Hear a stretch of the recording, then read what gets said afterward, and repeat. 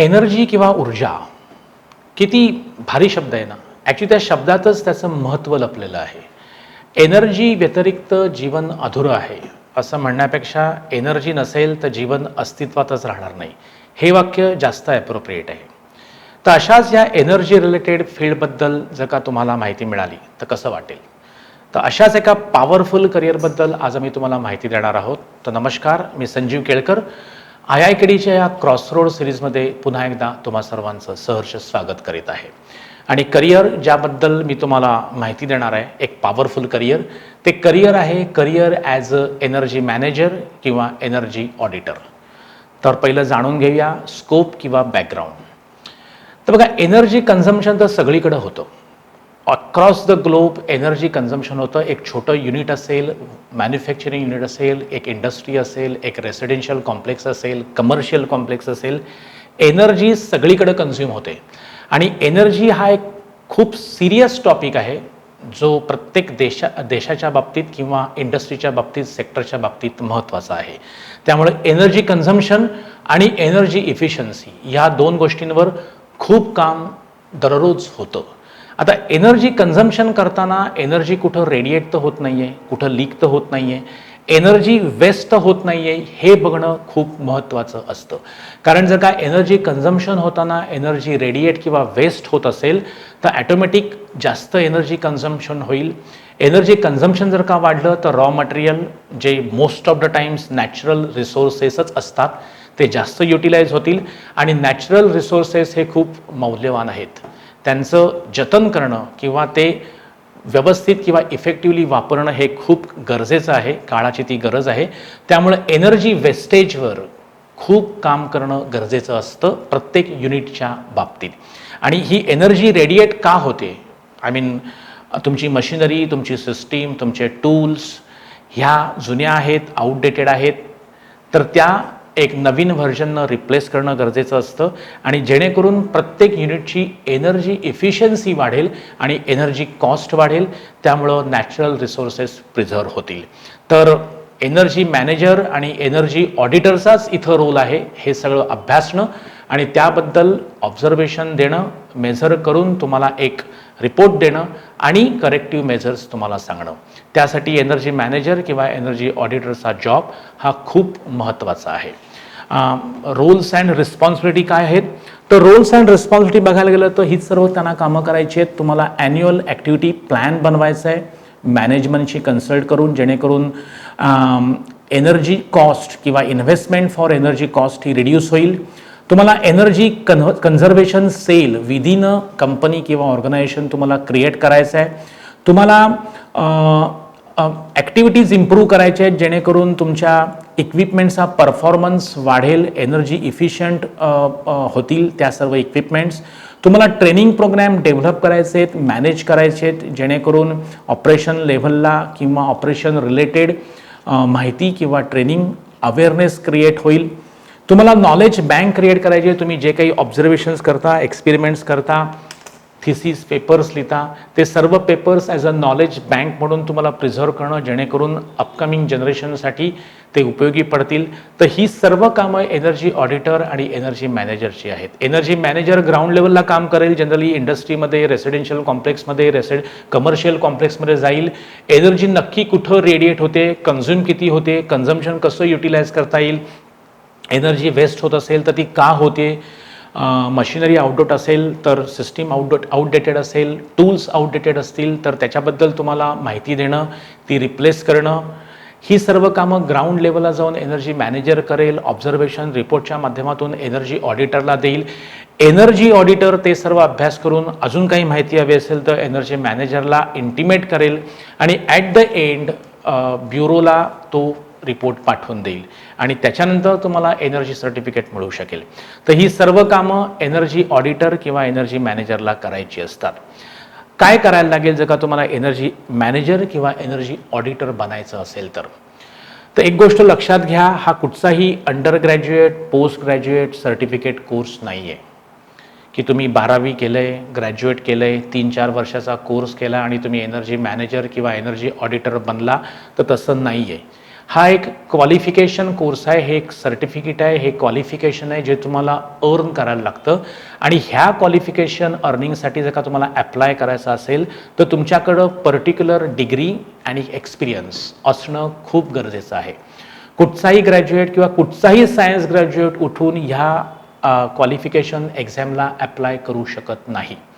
तुम्हाला जर का अप्लाय करायचं असेल तर तुमच्याकडं master of science in physics MSc in physics, bachelor of engineering BE किंवा BTech bachelor of technology in engineering ह्या बॅचलर डिग्रीज तुमच्याकडे जर का असतील, सायन्समध्ये master degree MSc in physics आणि इंजिनिअरिंग किंवा टेक्नॉलॉजीमध्ये BTech डिग्री, ह्या जर का डिग्री असतील तर त्यासुद्धा इनफ नाही आहेत. त्याच्यानंतर तुमच्याकडं जर का 3 वर्षाचा रिलेव्हंट एक्सपिरियन्स असेल energy operations, maintenance and planning डिपार्टमेंटमध्ये, तरच तुम्ही ह्या क्वालिफिकेशन एक्झामसाठी अप्लाय करू शकता.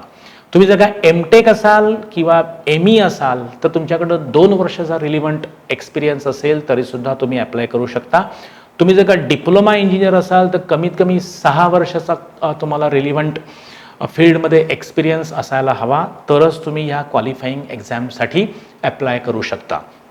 त्यामुळे जर का खरोखर तुम्ही एनर्जी सेक्टरमध्ये ह्या एका हायेस्ट पोस्टला किंवा एक पॉवरफुल पोस्टवर काम करण्याची जर का तुमची इच्छा असेल तर 12वी नंतर जेव्हा तुम्ही एंट्रन्स एक्झाम देऊन इंजिनिअरिंगला जाता किंवा BSc झाल्यानंतर तुम्हाला MSc करणं गरजेचं आहे.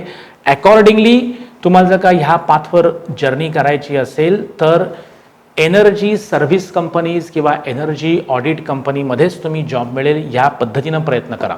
कारण तुम्ही BE, ME, BTech जरी केलं आणि जर का तुम्ही सेल्समध्ये काम करत असाल, तुम्ही जर का ऑपरेशन्समध्ये नसाल, एनर्जी ऑपरेशन्समध्ये, तर तुम्हाला कितीही वर्षाचा एक्सपिरियन्स असला तरी तुम्ही ह्या क्वालिफाईंग एक्झामला क्वालिफाय होऊ शकत नाही. तर तुम्हाला जर का ह्याच्यासाठी क्वालिफिकेशन हवं असेल तर तुम्हाला फ्रेशर इंजिनियरना जॉब पण अकॉर्डिंगलीच बघायला लागेल. तर ह्या गोष्टी लक्षात घेऊन तुम्ही तुमची जर्नी या फिर करिअर चॉकआउट करा. एक्झाम कोण घेतं? ह्या ज्या काही एक्झाम आहेत त्या exam BEE that is a bureau of energy efficiency, एक गव्हर्नमेंट बॉडी आहे. ही गव्हर्नमेंट बॉडी ह्या क्वालिफिकेशन एक्झाम्स घेते. जनरली ॲप्लिकेशन्स एप्रिलमध्ये येतात, एप्रिल-मेमध्ये, आणि एक्झाम ही सप्टेंबर महिन्यामध्ये होते. डिफिकल्टी लेवल या एक्झामची बिट हाय आहे आणि तुम्हाला 4 पेपर द्यायला लागतात. त्या पहिल्या 3 पेपर देऊन तुम्ही एनर्जी मॅनेजर होता, 4था पेपर दिलात तर तुम्ही एनर्जी ऑडिटर म्हणून क्वालिफिकेशन तुम्हाला मिळतं. आणि 50% मार्क हे पासिंगसाठी आहेत. तुम्ही 50% मार्क मिळाले तरच तुम्हाला क्वालिफिकेशन मिळतं. पहिले 3 पेपर जे आहेत ते डिस्क्रिप्टिव्ह आणि ऑब्जेक्टिव्ह टाईपचे असतात आणि 4था पेपर जो असतो तो डिस्क्रिप्टिव्ह आणि न्यूमेरिकल बेसिसवर आधारित असतो. 4था पेपर हा ओपन बुक एक्झामिनेशन आहे. तुम्ही बुक घेऊन पण बसू शकता, ह्याच्यावरून तुम्हाला कळेल की डिफिकल्टी लेवल किती असेल. तर पहिले 3 पेपर देऊन एनर्जी मॅनेजर, 4था पेपर देऊन तुम्ही एनर्जी ऑडिटर बनू शकता. 50% मार्क पाहिजेत. ॲप्लिकेशन फी 500 रुपये आहे. एक्झामिनेशन फी पर सब्जेक्ट वेगळी असेल. सर्टिफिकेशन हवं असेल तर तुम्हाला 10,000 रुपये भरायला लागतात. जर का कंपनीनं स्पॉन्सर केलं असेल तुम्हाला तर स्पॉन्सर्ड कॅन्डिडेटसाठी सर्टिफिकेशन फी 20,000 रुपीज आहे. आणि पेपर बघूया आता, कुठचे पेपर आहेत महत्त्वाचे जे तुम्हाला ॲज अ एनर्जी मॅनेजर किंवा एनर्जी ऑडिटर म्हणून लागतात. पेपरमध्ये पहिला पेपर आहे general aspects of energy management and energy audit, 3 तासाचा पेपर आहे, 150 मार्क. दुसरा पेपर आहे energy efficiency in thermal utility, 3 तासाचा पेपर आहे, 150 मार्क. तिसरा पेपर आहे energy efficiency in electrical utilities, 3 तासाचा पेपर आहे, 150 मार्क. हे 3 पेपर डिस्क्रिप्टिव्ह आणि ऑब्जेक्टिव्ह टाईपचे देऊन तुम्ही एनर्जी मॅनेजर बनू शकता. 4था पेपर आहे energy performance assessment for equipments and utility system, open book examination, 2 तासाचा पेपर आहे, 100 मार्क. तर हा पेपर देऊन तुम्ही ॲज अ एनर्जी ऑडिटर म्हणून काम करू शकता. आणि ही एक्झाम झाल्यानंतर BEच्या साईटवर तुम्ही क्वालिफाईड एनर्जी मॅनेजर अर्थात क्वालिफाईड एनर्जी ऑडिटर म्हणून डिस्प्ले होता आणि त्यानंतर करिअर सेट आहे. कुठं तुम्हाला जॉब मिळू शकतो? बघा, तुम्ही ऑलरेडी जॉबवर असताच, कारण तुम्ही एनर्जी मॅनेजर किंवा एनर्जी ऑडिटरची एक्झामला क्वालिफाय होता म्हणजे तुमच्याकडे एक्सपिरियन्स आहे, तुम्ही जॉबला तर असताच. ह्याच्या व्यतिरिक्त तुम्हाला एक ॲडिशनल रिस्पॉन्सिबिलिटी मिळू शकते. बीईच्या साईटवर जाऊन कंपनी तुम्हाला कॉल करू शकतात एनर्जी ऑडिट किंवा एनर्जी ऑब्झर्वेशन्स करण्यासाठी, किंवा गव्हर्नमेंट तुम्हाला एखाद्या कंपनीमध्ये एम्प्लॉय करू शकते एनर्जी ऑडिट किंवा एनर्जी मॅनेजर करण्यासाठी. तर ह्या सर्व गोष्टींचा फायदा तुम्हाला होतो. याच पद्धतीनं तुम्ही एक स्वतःची एनर्जी कन्सल्टन्सी पण सुरू करू शकता. खूप चांगलं अर्निंग ह्याच्यामध्ये आहे, no doubt about that.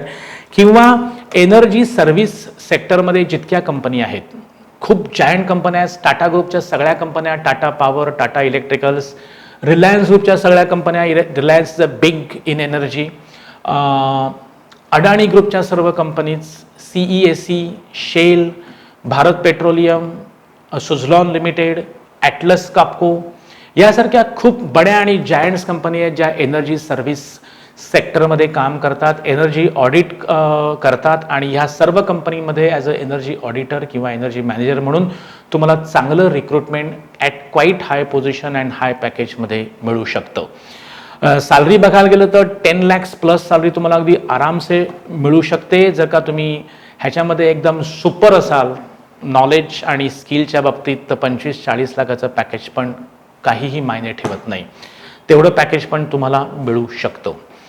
BEEची site me description बॉक्समध्ये दिलेली आहे, त्याच्यावर तुम्ही जाऊन ह्या 4 पेपरबद्दल किंवा एक्झामबद्दल डिटेलमध्ये माहिती घेऊ शकता. तर तुम्ही ते काम करावं आणि एनर्जी रिलेटेड ह्या गोष्टीमध्ये तुम्ही एक चांगलं करिअर करावं.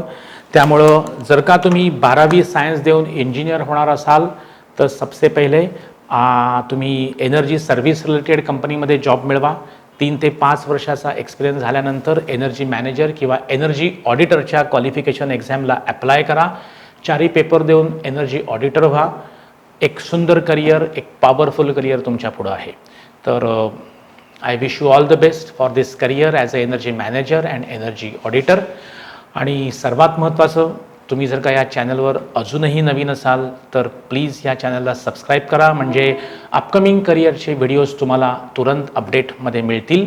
तुम्ही हे चॅनल शेअर करा तुमच्या मित्रांमध्ये किंवा रिलेटिव्समध्ये. त्यामुळे जर का कोणी खरोखर ह्या पॉवरफुल करिअरबद्दल माहिती घेऊ इच्छितो किंवा ह्याच्यामध्ये करिअर करू इच्छितो त्याला ही माहिती त्वरित मिळेल.